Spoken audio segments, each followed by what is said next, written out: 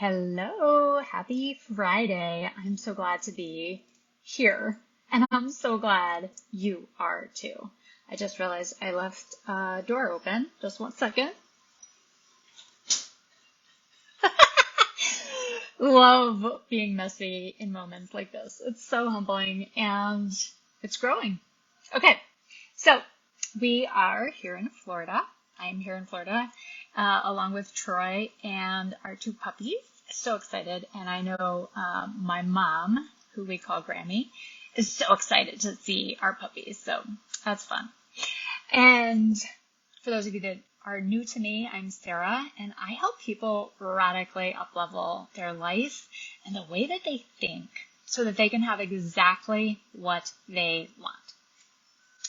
So today I wanted to share a little bit about another way to think about toxic relationships. And I've been waiting for the moment to be able to do this video, because I've thought so much about them. And just even this term, toxic, right? And like really meditated quite a bit on this. So I wanted to share with you where I'm at, where I've gotten to, and I believe it will be useful for you as well. So, and I just want to also preface, right? We're going into the holidays, so a lot of people are going to experience a variety of different dynamics in relationships, especially with people that they don't necessarily see all the time. And or for some of you that you would maybe not choose to spend time with, but yet you are, right? Because of various reasons that lead you to believe that you need to or that you should. And if this doesn't apply to you, that you're getting ready or already spending time with people that you wouldn't, desire to, and or that you have a rub in the relationship with, I'm sure you can relate to the topic of having that toxic relationship, at least a knowing of what that is. And so it'll be applicable to your life somewhere, right? But it seems incredibly helpful for many of you who are actually in the situation right now. So when I think about the word toxic, right? Just the word toxic is like, that's such a curious word of where that comes from, that we would call a relationship toxic. And how we would even come to the conclusion that a relationship, right, a dynamic between two people or a person and an entity, right? Because I think about relationships, we're in relationship with everything around us. And so it's just part of my background as a clinician for 20 years and studying people and the way that we interact with things. It's a dynamic, right? And so it's a relationship of sorts, whether you're in relationship with a person, you're in relationship with your job, you're in relationship with food, you're in relationship with alcohol, which is a popular one for the season, right? There's a dynamic that is the relationship. And so it's a very specific dynamic. And so when we think about toxic, it's like, really not a good thing, right? And the way that I think about toxic is that this relationship, the dynamic, the dance between the two is self-destructive, right? It's unhealthy. But if we just amplify that even more, out of just even saying unhealthy, right? Because like we could say McDonald's is unhealthy, but every now and again, I'll be honest, I sneak in a McDonald's Egg McMuffin. I can't help it. Well, I can help it. I just choose to continue every now and again to indulge in it because it's a childhood attachment that I haven't fully let go of. Just personal disclosure, confession. Okay, so bigger picture, if we amplify toxic, right? We could say that it is self-destructive. We could say that being in this relationship with someone else, whatever that relationship is actually causing self-destruction to some degree, right? And so again, just to really be able to amplify it, when you use the word toxic, it sounds like death to me, okay? So think about it for you. Like, what does the word toxic mean to you? How do you think about it? And so that's the reason this really stands out to me, because when I hear someone using the word toxic, I think of death. So the reason that I think that the toxic relationships end up becoming so like inflammatory for us when we continue in the relationship, right? There's a continuation of a relationship. I'm just going to use a personal experience to help make it more concrete.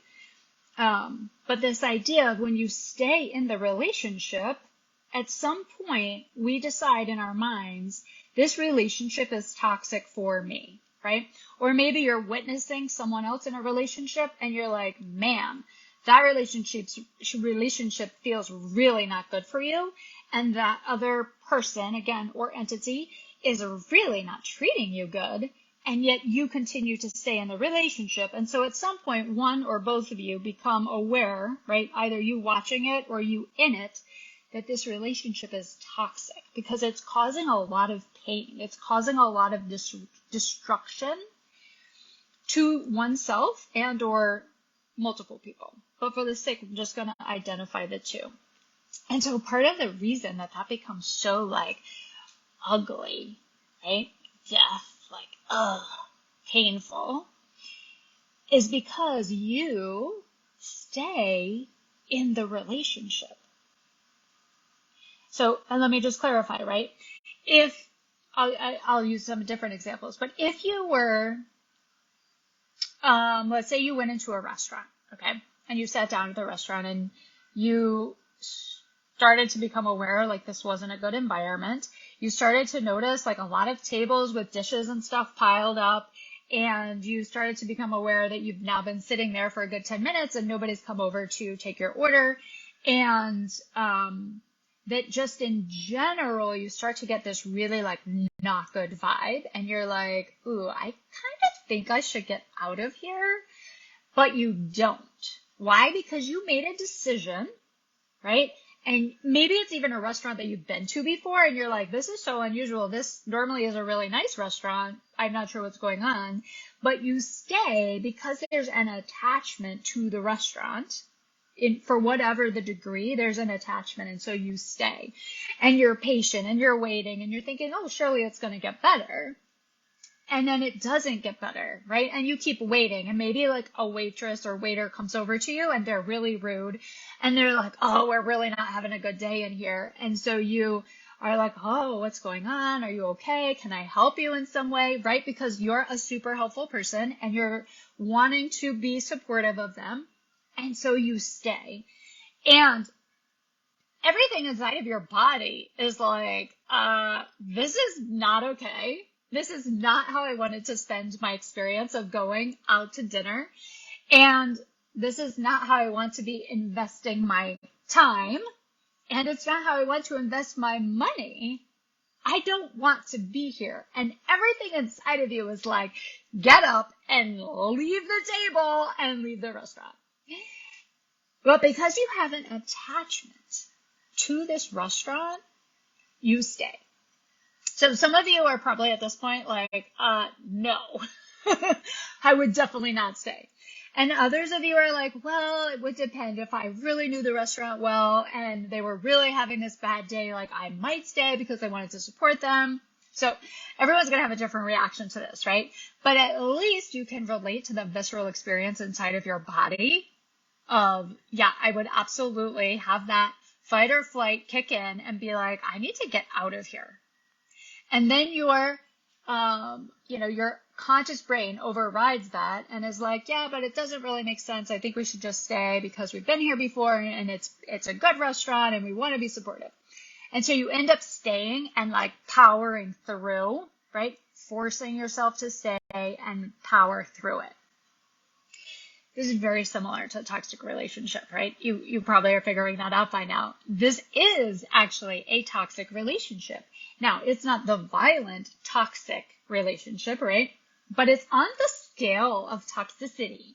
And that's, I think, the other really important thing to like really be aware of is it's not either or, it's like a big range of toxicity. So it could be just a little toxicity, which is like you get together with somebody and they're just always talking about the negative things going on in their life. That is still toxic. To the degree, right, of violence, right? You get together and they are violent, physically violent. So there's this awareness inside of you of like, I need to get out of here, but you don't. You stay in the restaurant, right? And the reason that it's toxic, and again, this is just one way of looking at it that I think is more useful.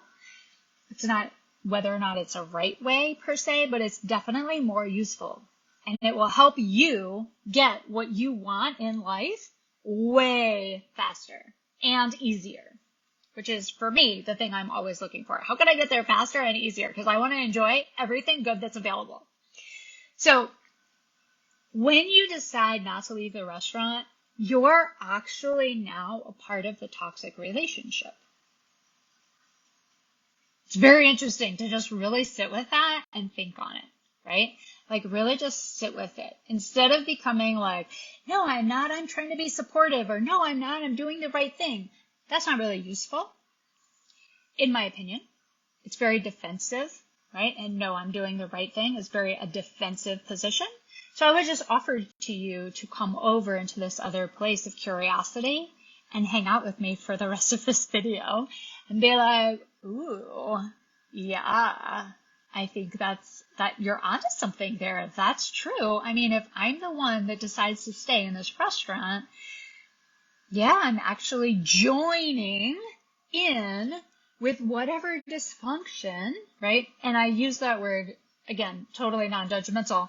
Another way to say it is just, they're not having the best of days. There's like a bunch of different things going on that are not in alignment. They're not in congruency.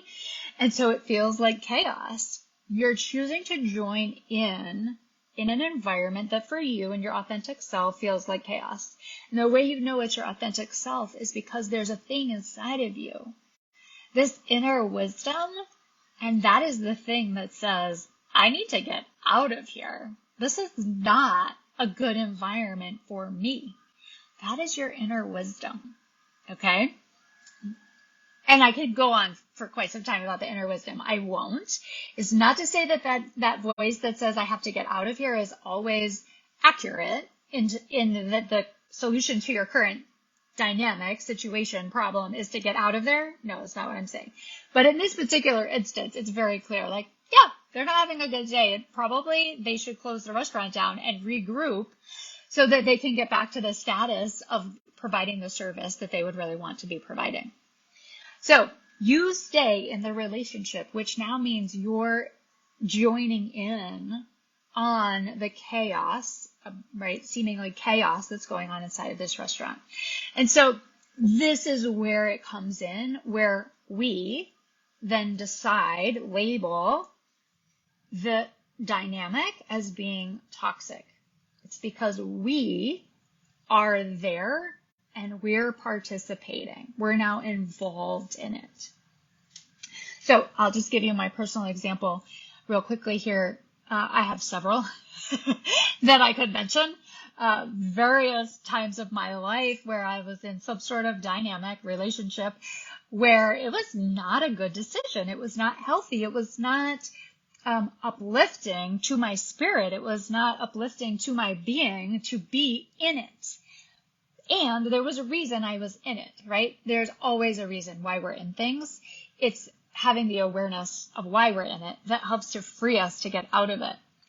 So I love to go back to one of my more recent, very significant things that I would have called a toxic relationship. And it was the last place that I was working.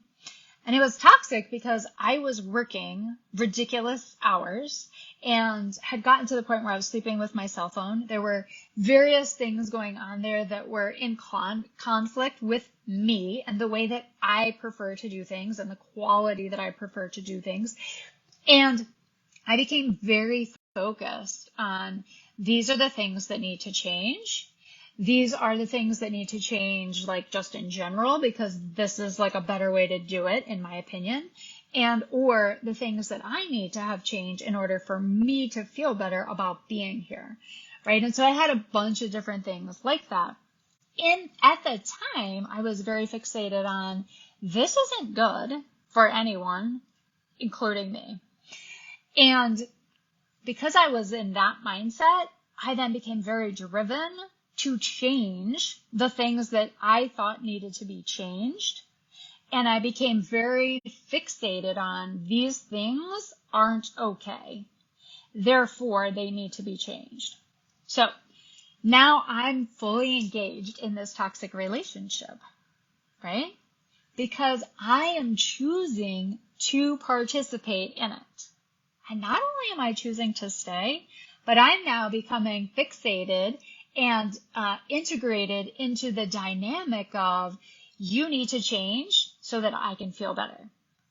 Deeply entrenched. And this happens all the time in so many of our relationships where we think, well, if this person could change this thing that they're doing about themselves, I would enjoy being in the relationship with them so much better.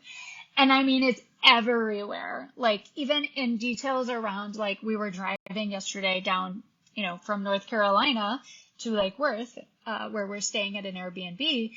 And I could have easily gotten really upset at multiple people on this drive yesterday because I didn't like the way that they were driving. This one guy was just whoop, whoop, whoop, in and out, back and forth across 3-4 lanes of traffic constantly. And the old version of me would have been wicked pissed. And like I would have gotten toxic, right? Which is basically what I'm talking about, is that when we react in such a way, we become toxic. And the things going on inside of us become toxic.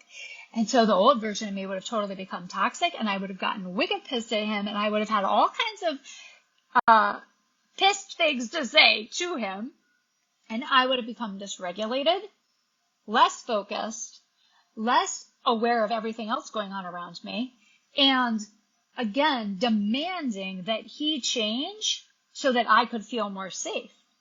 Instead of what I did yesterday, which was I changed lanes, I pulled back, I slowed down, and I said, clearly that guy's got other intentions going on than having a safe drive. I don't know what they are. I have no way of knowing, and I'm just going to assume the best.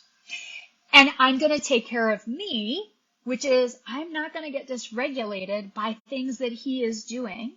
And I'm going to slow down and move over so that he can have all the room he needs and take off and get away from me. So similar, right? And I'll just go back to the workplace because I know a lot of you are really struggling in a very serious relationship. Whatever very serious relationship that is for you, most people have one area that feels like the serious place for them. And so for me at that time, several years ago now, was the workplace that I was in, the environment that I was in. I thought like, man, I've arrived. This is so good. And it's actually not perfect. And it's not like really okay for me to stay. And so if I could just have these things shift, then I could be good. And I worked at that for a few years. Yeah. And, I think most common, I did this in my first marriage as well, many years ago. I got into the marriage and very quickly was like, whoa, there are actually a lot more things here that I'm not okay with than I realized when I first got married. And it just progressively got worse, where it became more difficult for me to tolerate what was going on in our relationship. And instead of saying, wow, I am not okay with these things, I need to figure something else out. I need to adjust in a certain way to be able to deal with this better, to not become dysregulated. I became very fixated on these are all of the things that you are going to have to stop doing, or these are all of the things that you're going to have to start doing in order for our marriage to work and for me to stay here. Because these things, or this way of you being, or these ideas that you have, they don't fit for me. They cause me to feel dysregulated. Therefore, you have to change them. And I became very, very fixated on that approach being the answer. You adjust, you change who you are so that I can feel okay and I can actually stay in this relationship. So it was the same dynamic. And again, I have multiple examples I could give, but those are like the two most dramatic ones. And I know for you, typically those are the two most dramatic places, most significant, I don't like the word dramatic, significant places that people feel it. Inside of a long-term relationship, marriage or otherwise, and inside of their workplace. So my shift came about 5 years ago where I really became aware, like, whoa, I really am depending on this entity to change so that I can be happy. Yikes! That is very toxic. And you know who that's really toxic for? Me. Me, and me. And so I had to decide, wow, do I want to continue in this toxic relationship with myself now, right? Because it's not only that I'm in relationship with this entity, but I'm in a relationship with myself. And I have become toxic to myself. Why? Because I am forcing myself to stay here, and I am forcing myself to make it work out. That's pretty toxic. You know why? Because I would go home and I would obsess about it and think about it all the time. For those of you that know me, right, you remember that. Me being so focused on work and all the things that weren't working right at work and the things that needed to change at work. And oh my gosh, can you believe this happened, right? And so it would fill up a lot of my time when I wasn't at work. And it would cause me to be dysregulated far more than just the hours I was actually working. I actually felt dysregulated all the time. Now, of course, I didn't know this at the time, and you probably don't realize it necessarily either, but I became dysregulated all the time. Another word to call that is anxious. Again, when you're something all of the time, you don't really know what it is, right? You can just sort of be like, I don't feel good. And that's how I would have described it at the time. Like, I just don't feel right. Like, something is off. I just don't feel right. Now, looking back on it, I can be like, oh, I was anxious as all get out, incredibly uncomfortable with what was going on inside of me. So if you're in that situation right now, I'll just say, you may not really realize, but what you can realize is, do you feel good or do you not feel good? At the end of the day, life is really actually that simple. It just takes a lot to really learn it to be that simple. So if you're in that situation and you're right now and you're like, oh, I just really don't feel good. The reason is because there's some relationship, some dynamic that you're in with yourself, right? So there's always, I think of it as like there's always three of you. So it's like you and this other person and you're in a relationship, right? And then there's also the you that's in relationship with you. That can be a little bit complicated to follow. But the idea of it being is anytime you're in relationship with something else, you're also in relationship with yourself all of the time. So it's never just you in relationship with someone else, because that would mean it was really about them. It's really never about them. It's always about us. And so you always have to look at the relationship within yourself first and how you feel when you're in the relationship with the other person or the other entity. And if you can't manage you effectively, and I don't even live it effectively anymore. Now it's like if I don't feel badass in the relationship, then I know something is off, right? And so that can really help you to really look at things very amplified. Like when you're feeling good, you're actually just hanging out in the lukewarm waters, right? And for those of you that grew up in the church, you know that the lukewarm is spit out, right? It's like, no, don't even bother with lukewarm. That is not where I have created you to be living. I've created you to be living in what is amazing, what is extraordinary, magical, adventure of life. So for you, you can ask yourself, is this relationship allowing me to be my most magical, my most extraordinary self? Because if it's not, then there is something going on within you, something going on within this relationship that is causing you to feel dysregulated. And if you're not attending to yourself, you won't actually solve for the problem. If you become so focused on the dynamic, the relationship, the other person, You will constantly be putting your happiness, your focus on someone else instead of yourself, instead of taking the very best care of yourself and helping yourself learn how to regulate better and how to set healthier boundaries. Again, I don't really use that word so much, but I know a lot of people do. And so when you think about it, it's like, it is completely 100% up to you to set really good, healthy boundaries, parameters of allowing yourself to live in a happy state, in a beautiful state, in a liberated state. It is 100% up to you. And so if you continue to engage in people and entities that cause you to be dysregulated, then you know you have a you problem. The world has taught you that relationship isn't healthy, it isn't good for you, it's toxic. The reason why you end up staying instead of leaving when you realize, oh yeah, this isn't good for me, it's because the world, the way in which most parenting dynamics end up playing out, instead of it being just this like full excitement of the child is growing up and they're going out and they're being independent and they're going to make all kinds of mistakes and figure all kinds of things out, the parent wants to protect the child from making any mistakes, from having any bad things happen to it, right? Because if the child has something bad happen to it, the parent has to deal with feeling bad and watching their child feel bad. And so over time, across the board with every human, we learn in our humanness that we're actually not okay on our own.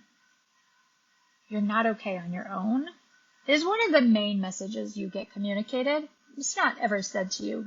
Well, I shouldn't say that. There very well may be parents that actually say that to their kids. I have no doubt. And never has to be said to actually be communicated to you that you need someone else in order for you to feel okay. And so that dynamic, I'll do another video to share more about codependency and where that comes from. That dynamic gets amplified and integrated and deeply, intricately woven to all the fibers of your being, into everywhere you go in life, right? Which is why we see, literally, look around you and see so many people unhappy in their own life and in their different dynamics, their different relationships, their different situations. Because we ultimately have this core belief of, I need to stay, versus, oh, this situation really doesn't feel like it's good for me. Let me get some help with this for sure, right? I'm not saying like just leave every situation, because you'd be leaving all the time, and that's not what it's about. It's about growing first, right? So the answer is not actually just to leave. Let me be really clear. And I didn't just leave. I went in hard to my own personal development and surrounded myself with amazing experts and submitted myself to these experts and to the learning process of how is it that I keep landing myself in relationships that don't feel fulfilling, satisfying, or ultimately meeting me where I'm at. Which is how I get to be here to share this with you now, is because I dug in deep for multiple years and am continuing to do so. I don't think that journey of learning ever ends. I hope it doesn't, because learning is like my number one thing that I like love doing the most. And so when I jumped in deep to really recognize and understand and come to an awareness of this, I was like, oh, this makes sense to me now. I get this now. Okay. So I need to really understand me better. It's not just about me leaving the relationship. That doesn't solve the problem. Because the problem, again, is a me problem. It's a you problem. It's not a they problem or a them problem. It's a you problem. So you have to get that you problem sorted out in order for you not to find yourself in that situation again. And the way we do one thing is the way we do most things. And so while you may not see that level, that interaction in all of your relationships, again, it's a range. There's a range going on, right? And so different relationships are going to bring up different triggers, and that other person or entity is bringing in their own years and years of stuff, right? And so you're then meeting together to have all different kinds of dynamics be happening. So it's not like just super clear to the naked eye, we'll say, but when you really get in and you really understand your dynamics, your triggers, your awarenesses, your pain points, then you can understand when you come into relationship with other people why you react the way that you do and why you become dysregulated. So at the end of the day, just to wrap it up here, we're all on this quest to understand how to regulate ourselves and how to love and honor ourselves at the highest degree, such that we can go out into the world and in our relationships with others and bring them the most true, authentic, connected, aware love and honor. And when you're not clear on your stuff and your triggers and your ways of becoming dysregulated, you just are going to struggle to do that with other people, especially those people who bring up your triggers, who bring up in you dysregulation. So remember, every single person on the planet is desiring to feel good. At the end of the day, like that is the thing we're all seeking, is to feel inside, everything is okay, I'm okay, everything is okay, I'm good. And another way that I like to say that is everyone is primarily seeking to be heard, to be understood, to be seen, to be heard, which is to be loved. To be loved. At the end of the day, everyone is seeking to be loved. And so while people may be engaging you unhealthy or toxic, they're doing it because they too want to be seen and heard, loved. So they're coming at you with the best skill set that they've got, the best way that they can figure out how to feel good, how to feel loved, how to be seen and heard, and engaging with you and your best skill set to be seen, to be heard, to be loved, to be honored. So again, comes back to you being able to manage, regulate, love, honor yourself first, and at the utmost that you might be able to then engage with others, such that when you come into contact with someone and you become dysregulated, you understand why and you know exactly how to handle it. And you're willing to step back from that relationship, step out of and or completely remove it if it's needed for you to re-regulate and feel okay. All right, you guys, please, if you have any questions about this, I know it's it's bigger. I just call it bigger, higher level thinking, deeper level thinking, more aware.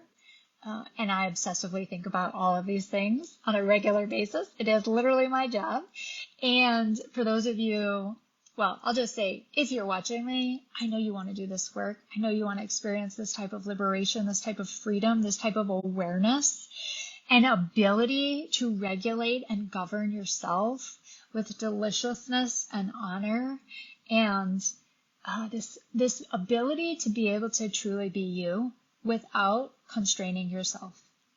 So now is always the best time to book a call, to set up a time with me to have a conversation, to get really clear on what it is you want your life to look like, what it is that's holding you back from it looking at its most amazing, and how I can specifically help you do that. So the call is completely free of charge, usually lasts about an hour, where we can really get to know each other and what your goals are, what you want, and to make sure it's a good fit.